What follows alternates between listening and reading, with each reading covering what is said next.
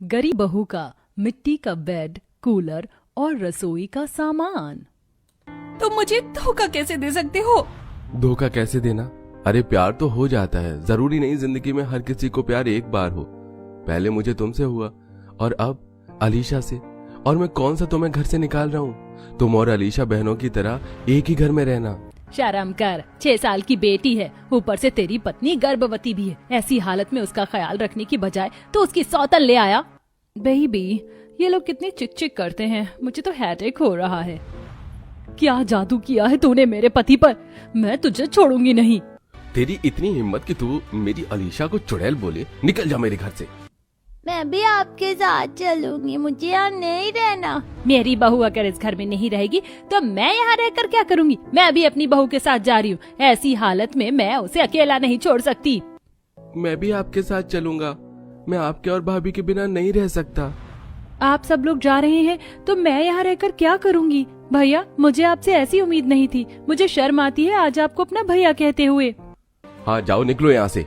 4 दिन जब भूखे भटकोगे ना तो अपने आप लाइन पर आ जाओगे और घर आकर मुझसे माफी मांगोगे। सभी लोग शोभा के साथ घर छोड़कर वहां से निकल जाते हैं।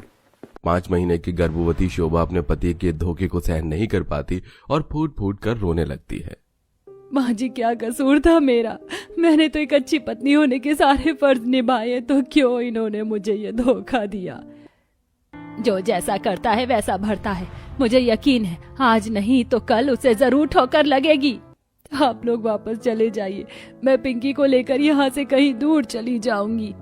तेरा इस दुनिया में कोई भी नहीं है हमारे अलावा। मैंने तुझे हमेशा अपनी बेटी माना है और भला ऐसी हालत में एक माँ बेटी को जाने कैसे दे सकती है? आप परेशान मत हो, हम सब आपके साथ हैं। आपका परिवार आपको छोड़कर कहीं नहीं जाएगा। मनीषा के पास थोड़े बहुत पैसे होते हैं जिनसे वो छोटा सा एक कमरे का किराए का घर ले लेती है और बाकी बचे पैसों से थोड़ा बहुत सामान और राशन ले लेती है। विनीत फैक्ट्री में काम के लिए जाता है, लेकिन 18 साल से कम उम्र होने की वजह से विनीत को कहीं पर भी नौकरी नहीं मिल पाती।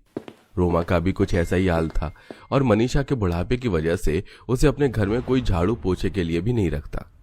मैं लोगों से कहती रह गई कि मैं घर के सारे काम कर दूंगी, कोई शिकायत नहीं दूंगी, लेकिन मेरी उम्र को देखकर उन्होंने मुझे काम पर नहीं रखा। हमारा भी यही हाल है। सब कह रहे हैं जब 18 साल के हो जाओगे तो आना। आप लोग परेशान मत हो, मैं कहीं न कहीं काम ढूंढ लूंगी। तेरा दिमाग तो ठीक है, तू पेट से है और ऐसी हालत में भला काम कैसे करेगी? यहाँ पास में ही एक छोटा सा ढाबा है, मैं वहाँ जाकर काम पता करती हूँ। मनीषा के घर के पास ही एक छोटा सा ढाबा था जहां पर मनीषा को आखिरकार साफ सफाई और झूठे बर्तन धोने का काम मिल जाता है। दिन के जो भी पैसे मनीषा को मिलते हैं वो उसी से ही अपने पूरे परिवार का गुजारा चला रही थी। समय गुजरता है और गर्मी का मौसम अपनी चरम सीमा पर पहुंच चुका था। क्या हुआ शोभा बहू, पेट में दर्द हो रहा है क्या? कमर में काफी दर्द हो रहा है, जमीन चुभ रही है बहुत ज्यादा। आप एक काम करिए, ये चादर बिछा दीजिए। इससे क्या होगा? जमीन देख रही हो, वो बड़खाबड़ सी है। बेचारी मेरी बहू जिस हालत में उसे मुलायम गद्दे के बिस्तर पर सोना चाहिए था, उस हालत में ये आज हमारी वजह से जमीन पर सो रही है। माँ जी, जो भी कुछ हुआ है उसमें आप लोगों का कोई भी कसूर नहीं था। टूटी फूटी और थोड़ी बहुत उबड़ खाबड़ होने की वजह से गर्भवती शोभा को जमीन पर सोने में काफी दिक्कत आती थी। जैसे तैसे करके शोभा रात गुजारती है। जहां एक तरफ शोभा सोने से परेशान थी तो वहीं गर्मी में भी शोभा का हाल काफी बुरा हो गया था। माँ जी, बहुत ज्यादा बेचैनी हो रही है। 2 बार हाथ मुंह धोकर आ गई हूँ, लेकिन ये पसीना आना तो रुक ही नहीं रहा है। मैं भी तो तुझे कब से हाथ वाला पंखा कर रही हूँ। गर्मी का मौसम है, ऊपर से तो पेट से भी। याद है ना डॉक्टर ने क्या कहा है कि तेरा शरीर काफी ज्यादा कमजोर है, जितना हो सके उतना ठंडक में रहकर आराम करना चाहिए। मेरा जी घबरा रहा है, ऐसा लग रहा है जैसे उल्टी होने वाली है। गर्मी से शोभा परेशान होते हुए एकदम से उल्टी कर देती है। पैसों की कमी से चलते मनीषा अपनी बहू के लिए एक टेबल फैन भी नहीं ला पा रही थी, जिसका उसे काफी अफसोस था। थोड़ा जल्दी खाना, कितने आराम आराम से खाना खा रहा है, मुझे भी भूख लग रही है। मैंने अभी एक रोटी भी नहीं खाई है, कम से कम मुझे चैन से रोटी तो खाने दे। बस भी करो तुम दोनों, पिंकी से कुछ सीखो। तुमसे इतनी छोटी है लेकिन कैसे अपनी बारी का इंतजार कर रही है। माँ जी, इसमें उनकी भी क्या गलती है? गिनती के रसोई में हमारे 4-5 बर्तन ही तो हैं। 2 में खाना बनता है और 1-2 में हम सबको खाना पड़ता है। ये लो रोमा, तुम इस कढ़ाई में ही खा लो।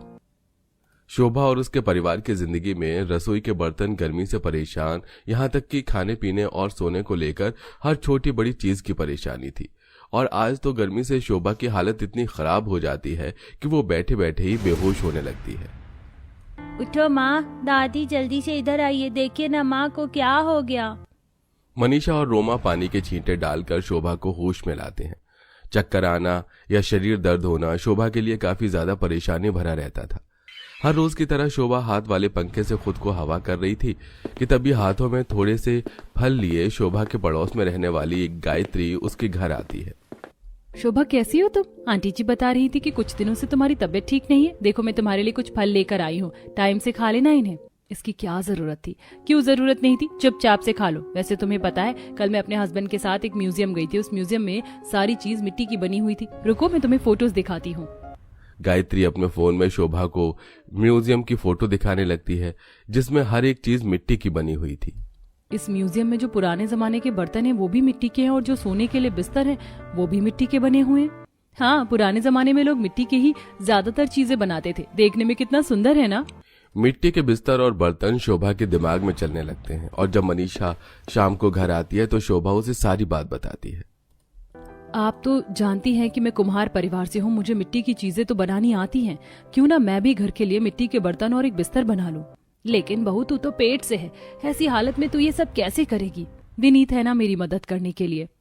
शोभा विनीत रोमा को भी सारी बात बताती है, जिसके बाद विनीत और रोमा आसपास की जगह सारी मिट्टी इकट्ठा करके लाते हैं। तो वहीं शोभा अपने बेटे के साथ मिलकर उस मिट्टी में पानी मिलाती है। आप सच में मिट्टी से बेड बनाओगी? वो टूटेगा तो नहीं? नहीं टूटेगा बेटा, तुम बस देखती जाओ। शोभा मिट्टी की मदद से सबसे पहले मिट्टी के 2 से 3 बड़े बड़े बिस्तर बनाती है और उन्हें सूखने के लिए छोड़ देती है। और अब मिट्टी के प्लेट, गिलास, कटोरी, चम्मच और हांडी बनाते हैं और उन्हें भी सूखने के लिए आंगन में धूप में छोड़ देते हैं। 2 दिन के सारे बर्तन सूख जाते हैं। तो अब वही मिट्टी का बिस्तर भी अच्छे से सूख चुका था और अब सब उस मिट्टी के बिस्तर पर आराम से बैठ जाते हैं। अरे वाह भाभी, हम तो इस पर आराम से बैठ पा रहे हैं और ये टूट भी नहीं रहा। ये अच्छे से सूख गया है, अब इस पर बैठो या लेटो, बिल्कुल भी नहीं टूटेगा ये। शोभा अपने बनाए हुए उन मिट्टी के बर्तनों में खाना बनाती है और अब सब एक साथ अपनी अलग अलग प्लेट में बैठकर खाना खाते हैं। फिल्मों में देखा है लोगों को मिट्टी के बर्तन में खाना खाते हुए। ये मिट्टी के बर्तन तो बिल्कुल गांव के खाने जैसी वाइब दे रहे हैं। आज भी कई सारे गांव में सिर्फ मिट्टी के बर्तनों में खाना बनाया और खाया जाता है। मिट्टी के बिस्तर और रसोई के सामान को बनाकर शोभा की आधे से ज्यादा परेशानी तो खत्म हो गई थी, लेकिन शोभा अभी भी गर्मी से काफी ज्यादा परेशान थी। शोभा के घर के बाहर से एक कबाड़ी वाला पुराना कूलर लेकर जा रहा था कि तभी शोभा उसे रोक उससे कूलर का दाम पूछती है। पुराना है लेकिन चलता अच्छे से है, ज्यादा नहीं, सिर्फ 600 रुपए। 600? लेकिन मेरे पास से 300 रुपए हैं। सोचा था पुराना ही कूलर चला लूंगी, लेकिन लगता है इस गर्मी में ठंडी हवा नसीब में ही नहीं है। आपने मिट्टी से बिस्तर और इतने सारे बर्तन बना दिए तो क्यों ना मिट्टी का कूलर बना दो।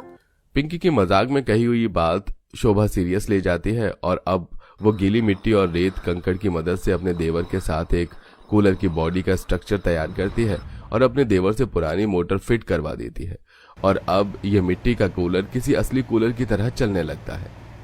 वाह भाभी, मानना पड़ेगा, पहले रसोई का सामान और अब कूलर, आपने तो कमाल कर दिया। गरीबी इंसान से क्या कुछ नहीं करवा लेती। चलो कम से कम अब मुझे गर्मी से थोड़ा छुटकारा तो मिला। एक तरफ शोभा की जिंदगी में अब धीरे धीरे परेशानियां कम हो रही थी, तो वहीं शोभा के पति विनोद की गर्लफ्रेंड अलीशा रात घर का सारा कीमती सामान और पैसा लेकर भाग जाती है। इसी के साथ उसे अपनी गलती का एहसास होता है। अपने परिवार को ढूंढता हुआ विनोद आखिरकार उन्हें ढूंढ लेता है और अब उस सबसे हाथ जोड़कर माफी मांगता है।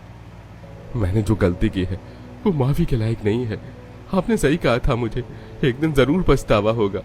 आप लोग मुझे माफ कर दीजिए और वापस आ जाइए। ऐसे कैसे माफ कर दूं? ये गलती आपसे अनजाने में नहीं बल्कि जानबूझकर हुई है। मैं बहक गया था, मैं जानता हूँ, लेकिन मैं आप लोगों के बिना नहीं रह सकता, मुझे माफ कर दो। शोभा बहू, गलती इंसान से ही होती है और जब से इसे अपनी गलती पर पछतावा है तो इसे माफ कर दे। हाँ भाभी, भैया को माफ कर दीजिए, हम सब वापस पहले की तरह एक साथ हंसी खुशी रहेंगे। विनोद की आंखों में पश्चाताप के आंसू देख शोभा उसे माफ कर देती है, जिसके बाद अब वो सब पहले की तरह हंसी खुशी रहते हैं।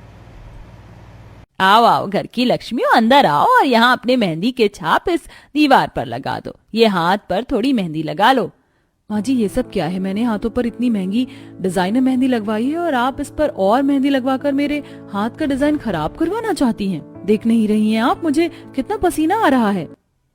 नताशा दीदी, एक रस्म होती है और इसमें हाथ की मेहंदी खराब नहीं होगी। सिर्फ कुछ मिनटों के लिए ये वाली मेहंदी का घोल रखकर दीवार पर छाप लगानी है।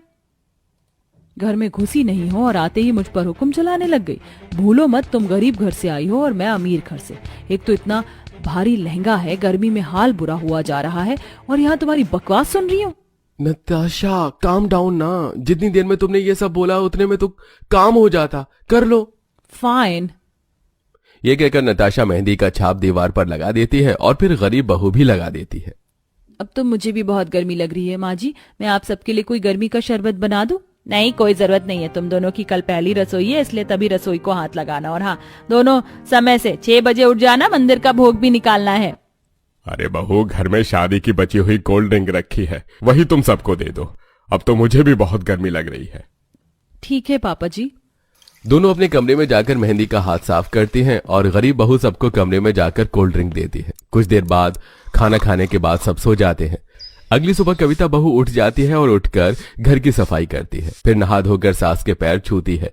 वहीं दूसरी तरफ अमीर बहू खर्राटे मारकर सो रही थी। सास से उठाने के लिए दरवाजे पर खटखटाने लगती है। नताशा बहू उठ जाओ, 7 बजने वाले हैं। तुम्हें लेट हो जाएगा पहली रसोई का खाना बनाने में। अरे क्या है, ठीक से सोने भी नहीं देती। पहली रसोई, कल से दिमाग खराब कर दिया है। आता जाता है नहीं मुझे कुछ बनाने को। फिर भी आई माँ जी, बस थोड़ी देर दीजिए। नताशा तैयार होकर स्लीवलेस ब्लाउज में आती है। दोनों बहू रसोई में होती हैं। माँ जी पहली रसोई के खाने में क्या क्या बनाना है बता दीजिए। 1 मिनट माँ जी, ये गरीब घर की देवरानी मेरे साथ इस मॉड्यूलर किचन में रहकर तो पहली रसोई का खाना नहीं बनाएगी। आखिर मेरा भी कोई स्टैंडर्ड है। और माँ जी जल्दी फैसला लीजिए, गर्मी के मारे मेरा बुरा हाल है। ठीक है बड़ी बहू, खाने में कुछ मीठा, पनीर टिक्का, छोले पूरी, गर्मियों वाला अच्छा सा शरबत बना लेना। और छोटी बहू तू, तेरा खाने पीने का सामान इसमें है, इसमें से तुझे 4-5 चीज बनानी और गर्मी का शरबत भी। और इस रसोई में नहीं, बाहर चूल्हे पर बैठकर तुझे खाना बनाना है। और मेरे घर में चूल्हा भी नहीं बना हुआ है, तेरे पास टाइम नहीं है, फटाफट खाना बनाना शुरू कर। लेकिन माँ जी मैं बाहर इतनी गर्मी में कैसे खाना बनाऊंगी?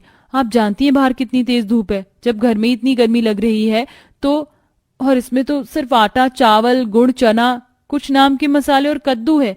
इससे कैसे खाना बनेगा माँ जी? वो सब मैं नहीं जानती, ये समझ ले, ये तेरी अग्नि परीक्षा है। जा जाकर अब पहले रसोई का खाना बना। जी माँ जी, परफेक्ट। फिर नताशा अपने मॉडर्न किचन में खाना बनाना शुरू करती है। वहीं दूसरी तरफ बेचारी कविता 8 ईंटें और मिट्टी इकट्ठा करके 2 चूल्हे बनाती है। उसके बाद वो लकड़ियों का इंतजाम करती है, जिसे उसके हाथ में कांटा भी चुभ जाता है। मेरा हाथ, इसे भी अभी चुभना था। एक तो इतनी गर्मी लग रही है, ऊपर से सारी लकड़ी इकट्ठा करके मुझे ले जाना है। समझ नहीं आ रहा मीठा क्या बनाऊं। चीनी भी नहीं है, वो तो गुड़ से बना दूंगी। पर हलवा, आइडिया, मैं कद्दू की सब्जी बनाने के बाद थोड़ा सा कद्दू का हलवा भी बना दूंगी और उसका रायता भी, और चने से सत्तू बना दूंगी।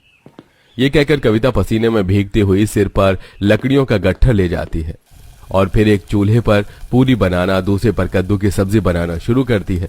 बीच में लकड़ियां खत्म हो जाती हैं तो वो दोबारा धूप में जाकर लकड़ियां काट के लेकर आती है। हे भगवान, ये चूल्हे की भभक तो बहुत तेज लग रही है और पूरी बनाने में हाथ जल रहा है। ऊपर से कांच की चूड़ी भी बहुत तेज गर्म होकर कलाई में लग रही है। वहीं दूसरी तरफ अमीर बहू किचन में गाना सुनते सुनते काम करती है, जिसे उसका खाने पर ध्यान नहीं होता। पूरी कचौरियों को जला देती है और सब्जी काट कर जो खाना बना रही होती है उससे किचन को गंदा भी कर देती है। उफ, ये बनाई हुई पूरियां तो जल गई। अब दोबारा आटा तो मैं नहीं लगाऊंगी, इसीलिए यही परोस दूंगी। सब्जी भी बन गई है, अब ठंडी शरबत का क्या बनाऊंगी? रुआवजा की बोतल से ही काम चला लेती हूँ। लेफ्ट लेग आगे आगे, राइट लेग पीछे पीछे, आजा यारा लेट्स स्टार्ट अवे।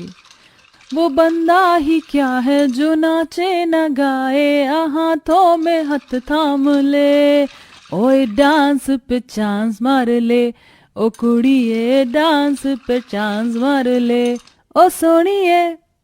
नाचते नाचते बहू रुआवजा में चीनी की जगह नमक मिला देती है। ओ माय गॉड, गर्मी से तो मेरा हाल बुरा हो गया। जितना खाना बना था बन गया पहली रसोई का। अब मैं तो चली अपने कमरे में। वहीं दूसरी बहू का सब्जी चूल्हे से उतारते समय हाथ जल जाता है।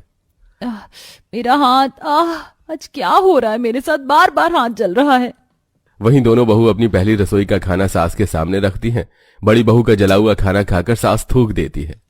ची ची ची बहू, ये तूने क्या किया? जलने के बाद भी मैंने तेरा खाना खाया। मुझे नहीं पता था तू अपनी पहली रसोई में इतना बेकार खाना बनाएगी, जबकि तेरी रसोई में माइक्रोवेव, ग्रिल, 4 बर्नर का गैस, मिक्सर, जूसर सब कुछ है। अरे राम रे, गर्मी के शरबत को भी बहू तुमने खराब कर दिया। इसमें नमक कौन डालता है? क्या तुम्हें चीनी और नमक का भी अंदाजा नहीं है? खाना खाते ही कमी निकालना शुरू कर दिया ना आप लोगों ने। मैंने बोला था कि मुझसे पहले रसोई का खाना मत बनवाओ। खाना है खाओ, नहीं खाना है मत खाओ। एक तो गर्मी से बुरा हाल हो गया रसोई में खाना बना बनाकर, उसमें भी ड्रामे। ये कहकर नताशा चली जाती है और अपने पति की भी नहीं सुनती। तभी माँ जी, पापा जी, आप चारों में से किसी ने खाना नहीं खाया। मैंने कद्दू की सब्जी, कद्दू का हलवा, रायता, चावल, पूरी, सत्तू का शरबत बनाया है, खाकर देखिए ना। खाना खाते ही घर के सब लोग खुश हो जाते हैं।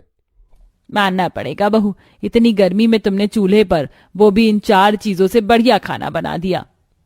सच में कविता, तुमने बहुत अच्छा खाना बनाया है। तुमने तो भाभी को भी फेल कर दिया। ये तो बिल्कुल सही कहा राजन बेटा। बहू, तुम्हें बहुत तकलीफ हुई होगी ना गर्मी में खाना बनाने में, और लकड़ियां भी तुम ढूंढ कर लाई हो। हाँ पापा जी, थोड़ी परेशानी हुई, हाथ भी जला, पर अपने ससुराल में पहली रसोई के लिए मैं कुछ भी कर सकती हूँ।